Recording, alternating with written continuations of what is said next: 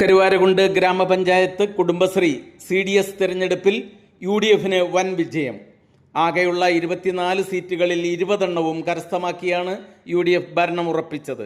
മുൻ കാളികാവ് ബ്ലോക്ക് പഞ്ചായത്ത് പ്രസിഡന്റായിരുന്ന ശ്രീജ ടീച്ചറാണ് CDS ചെയർപേഴ്സണായി തിരഞ്ഞെടുക്കപ്പെട്ടത്. UDFിലെ തന്നെ ഗിരിജയാണ് വൈസ് ചെയർപേഴ്സൺ.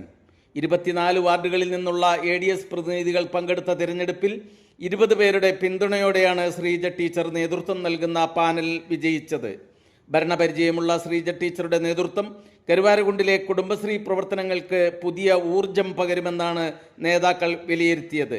പഞ്ചായത്ത് ഭരണസമിതി അംഗങ്ങളും UDF നേതാക്കളും വിജയികളെ അഭിനന്ദിച്ചു.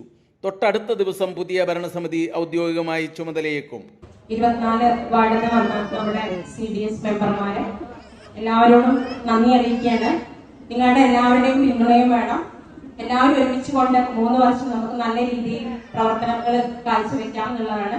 എല്ലാവരും നന്ദിയും എല്ലാവരുടെ കടപ്പാടും ഞാൻ എന്നെ തെരഞ്ഞെടുത്തതിൽ എന്റെ കടപ്പാട് ഞാൻ അറിയിക്കുകയാണ്. ഇതിൽ വളരെയധികം സന്തോഷം. നല്ല രീതിയിൽ പോകാൻ സാധിക്കട്ടെ.